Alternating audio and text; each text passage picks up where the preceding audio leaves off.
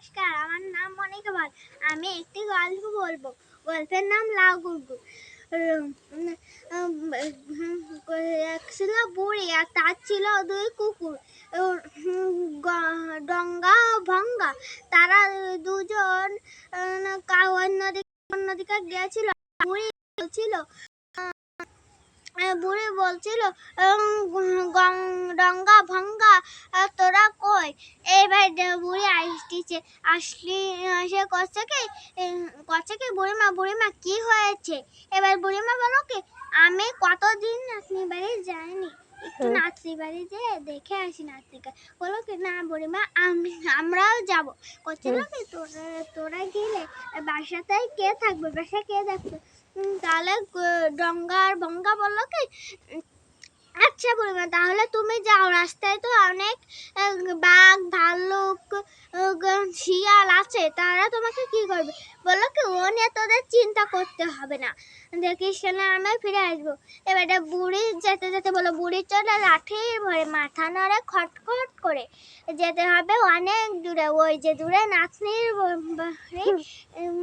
বুড়ি চলে লাঠির ভরে মাথা নড়ে খটখট করে যেতে হবে অনেক দূরে, ওই যে দূরে নাতনির বাড়ি। যেতে যেতে সামনে শিয়াল বলল কি, এই বুড়ি দাঁড়া তোকে খাবো। বুড়ি বললো কি, শিয়াল ভাই আমাকে খেয়েও না, আমাকে খেয়ে কোনো কিছুই পাবে না, শুধু হাড় আর চামড়া পাবে, বরং আমি নাতনির বাড়ি থেকে খেয়ে মোটা গোটা হয়ে আসি, তারপরে তাই খেও। আচ্ছা তাহলে শিয়াল বলো, আচ্ছা বুড়িমা তাহলে তুমি যাও। এবার শিয়াল ছেড়ে দিল। এবার করো কি, বুড়ি চলে লাঠি ভরে মাথা নাড়ে খটখট করে যেতে হবে অনেক দূরে, ওই যে দূরে নাতনির বাড়ি। যেতে যেতে সামনে একটা বাঘ পড়লো। বাঘ বললো কি, এই বুড়ি দাঁড়া তোকে খাবো। এবার খেয়ে আসে বলো কি, বাঘ ভাই আমাকে খেও না, আমাকে খেলে তুমি শুধু হাড় এবং চামড়া পাবে। তাহলে বুড়ি বলো আমি বরং নাতনি বাড়ি থেকে খেয়ে মোটা গোটা হয়ে আসি, তারপরে তুমি আমাকে খেও। তারপরে তাই বললো আচ্ছা তাহলে বুড়ি তুই যে খেয়ে মোটা গোটা হয়ে আয়।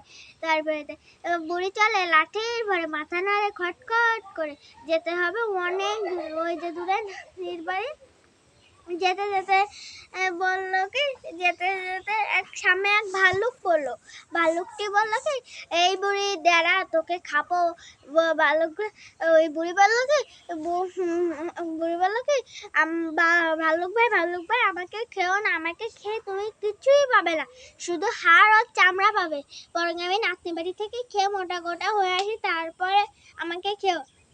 আবার বুড়ি যেতে যেতে বললো, বুড়ি চলে লাঠির ভরে মাথা নাড়ে খটখট করে যেতে হবে অনেক দূরে, ওই যে দূরে নাতনির বাড়ি। বুড়ি যাতে আর রাস্তা খুঁজে পাচ্ছে না। এবার একটা লোক ছিল, করছিল কি, আমার নাতি বাড়ি কোন দিকে বলে দে তো। এবার বললো কি, সামনে বট গাছটা দেখতে পাচ্ছ না বুড়িমা, ওই বট গাছের অমিদে সোজা চলে যাবে, দেখবে তোমার নাতনি বাড়ি। যেতে যেতে সে নাতনি বাড়ি চলে আসলো।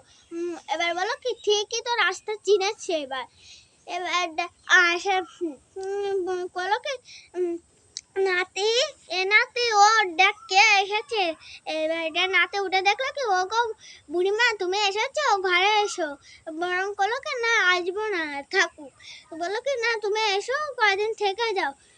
বললো কি আচ্ছা। এবার বুড়ি থাকলো, থেকে খেয়ে দিয়ে ভালো মোটা গোটা হলো। এবার একটা গাছে সেদিন যাওয়ার সময় চলে আসলো।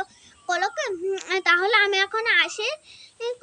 তা বললো কি, তোমার খাওয়ার জন্য তো বাঘ ভাল্লুক সবাই শিয়াল সবাই খাওয়ার জন্য বসে আছে। বললো কি, তাহলে তোর কোনো চিন্তা করতে হবে না। বললো কি, না বুড়িমা আমি তেঁতুল চিড়ে আর মুড়ি দিচ্ছি, আর এই যে গাছে এক মস্ত বড় লাউ আছে, এই লাউটা তোমাকে দিচ্ছি, এই লাউর মধ্যে তুমি ঢুকে বসো। লাউটা তারা কেটে নিয়ে সে লাউর মধ্যে বসলো। বুড়ি গিয়ে করলো কি, লাউ গড় বুড়ি চলে অনেক দূরে। বুড়ি চলে অনেক দূরে, খায় চিড়ে তেঁতুল মুড়ি, লাউ গড় খায় চিড়ে তেঁতুল মুড়ি। যেতে যেতে সামনে ভাল্লুক বললো কি, ইয়ে তো মস্ত বড় লাউ যায় ফেলিয়া দিয়ে নিয়ে আমি কি করবো? তোমার লাউ গড় খাই চিড়ে তেঁতুল মুড়ি। যেতে যেতে শিয়াল এসে এসে কি ভাল্লুকের সামনে পড়লো। ভাল্লুক বললো এত বড় এক মস্ত লাউ এ নিয়ে কি করবো, যাই ফেলে দিই। বুড়ি মনে হয় তো আমাকে ধোকা দিয়েছে। এবারে যেতে যেতে লাউ গড় বুড়ি খাই তেঁতুল মুড়ি চিড়ে। লাউ গড় খায় বুড়ি খায় তেঁতুল চিড়ে মুড়ি। লাউ গড় বুড়ি খায় তেঁতুল চিড়ে মুড়ি। করতে করতে শিয়ালের সামনে এসে বললো। শিয়াল আর শুনতে পেল, বলে কি মনে আছে এর মধ্যে বুড়ি আছে। এবার শিয়ালটা ফাটিয়ে দেখলো কি ওর মধ্যে বুড়ি।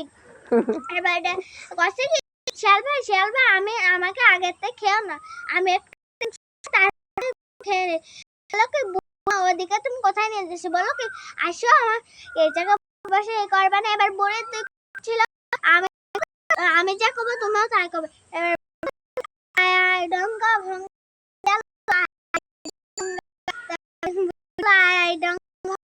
তারপরে আয় ডঙ্গা